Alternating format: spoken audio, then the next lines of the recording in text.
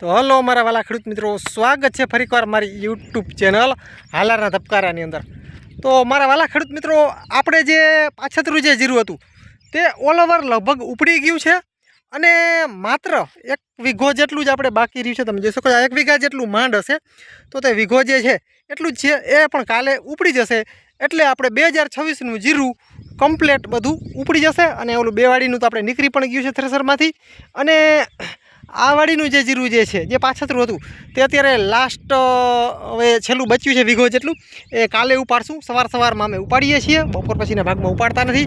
તો તમે જોઈ શકો છો આપણું જીરું આવી રીતના બધું પાથરે, થોડાક સેરા વાયરા છે આટલા, બરાબર છે, અને બાકી એમને તમે જોઈ શકો છો પાથરા પડ્યા છે।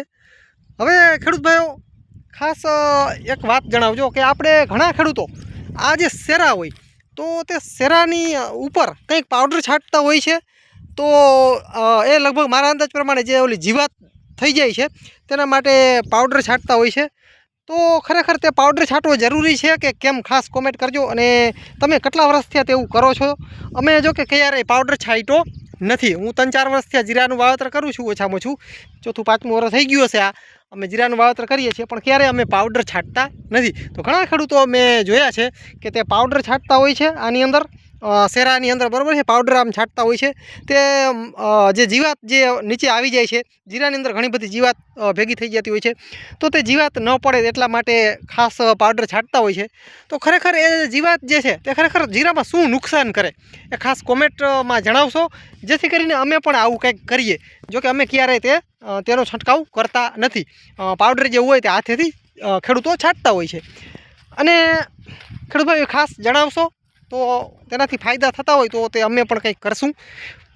તો ખેડૂત ભાઈ હવે ખાસ આ જે આપણે જે આ સેરા જે વાયરલ જે છે તે એટલા જ આપણે વાયરા છે સેરા। હવે આ જે જીરું જે આપણું બધું પડ્યું છે આ જીરું, હવે આ જીરુંને આપણે એવું છે કે સેરા વારવા નથી, આપણે ડાયરેક્ટ પાથેણું પાથરી અને સીધો તેનો ઢગલો જ કરવો છે, જેથી કરીને એ 2-5-7 દિવસ થશે એટલે આરામથી સુકાઈ જશે।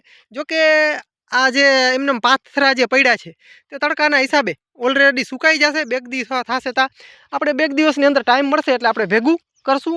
આ કાલ અથવા પરમ દિવસ આપણે આ જે પાથરા જે છે તેને સેરા નથી વારવા, સીધું ભેગું કરી નાખશું, જેથી કરીને બહુ પછી ઠાર ઝાકર બહુ જીરાને નડે નહીં, એટલા માટે ભેગું કરી લેવું છે।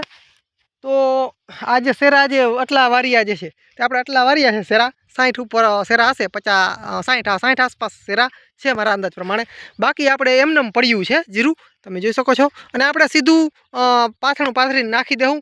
તો ખરેખર સેરા વારવા જોઈએ કે આમ સીધું આવી રીતના નાખવું જોઈએ?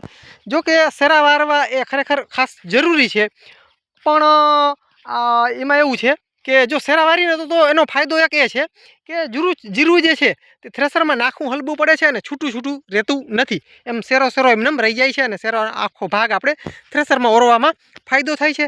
આ જે જીરું જે છે તે છૂટું થઈ જશે, પણ છૂટું જીરામાં એક ફાયદો પણ એ છે કે આની અંદર ભેજ રહેશે નહીં, ભેજ બધો નીકળી જશે છૂટા જીરામાં, અને તપી વધારે જશે અને થ્રેસરમાં ઝડપ નીકળી જાય છે।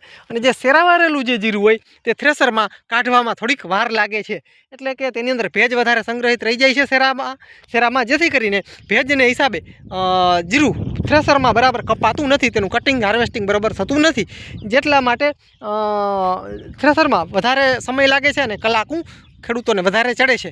તો આ જો ડાયરેક્ટ આપણે ભેગું કરીએ તો તેની અંદર આપણે જે ઘાર જે છે તે રહેશે નહીં અને થ્રેસરની અંદર જલ્દી નીકળી જશે અને જીરું પણ ચોખ્ખું નીકળશે એવું કહી શકાય।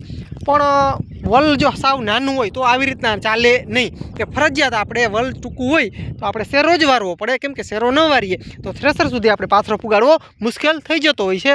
કે આપણે ઉનાળે ક્યારેક મગફળી વાવી હોય તો તેનું વલ નથી હોય તો તેનું કેમ છોટું એક અલગ થઈ જાય, એવો પ્રોબ્લેમ આમાં આવી શકે। પણ અમારે આ જીરાની અંદર વલ સારું છે, કોઈ પ્રોબ્લેમ નથી, એટલે વાંધો નહીં આવે। તમે જોઈ શકો છો વલ સારું વલ છે, આવું વલ છે, તમે જોઈ શકો છો આવડું વલ છે, બરાબર છે।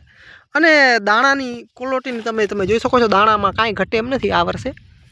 આપણે જે આગતરા જે જીરા હતા તે બગડી ગયા ઘણા બધા, પણ એમાં પણ સારું છે, પ્રોબ્લેમ નહીં આવે, પણ આને નહીં પૂગે। આ તો એકદમ સુપર ઘેરો છે, તમે જોઈ શકો છો, દાણા ક્વોલિટી તમે જોઈ શકો છો, એકદમ પાકી અને કમ્પ્લેટ દાણા છે।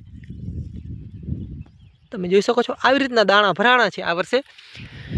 હવે ખેડૂત ભાઈઓ અમુક ખેડૂતો એમ કહે છે કે આ વર્ષે જીરાની અંદર જે દાણા હોય તે ઝીણા વધારે છે.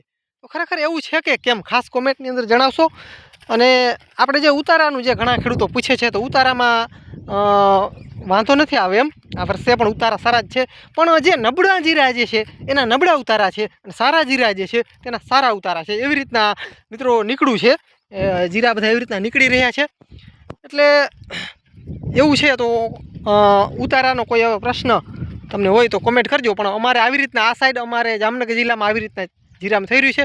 જે સારા જીરા છે તેની ક્વોલિટીવાળા પણ સારા છે, અને જે નબળા જીરા તેની ક્વોલિટી પણ નબળી છે, અને જે ઉતારા પણ નબળા છે. જે નબળા જીરાના ઉતારા નબળા છે, સારા જીરાના ઉતારા સારા આવ્યા છે. એટલે હવામાન એટલું બધું ખરેખર ખાસ ઇફેક્ટ નથી કર્યું, વાંધો નહીં આવે. હવે જે પાછતરા જીરા હોય તેને કેટલુંક ટેમ્પરેચર નડ્યું, અને પાછતરા જીરા તો હજી જો કે નીકળ્યા ન હોય થ્રેસરમાંથી, જે આગતરા જીરા હતા તે જ નીકળ્યા છે. બાકી થ્રેસરમાંથી વારો આવતા આવતા પણ 8 દિવસ નીકળી જાય. બીજા નંબર લગ્નગાળાના પ્રસંગ હોય.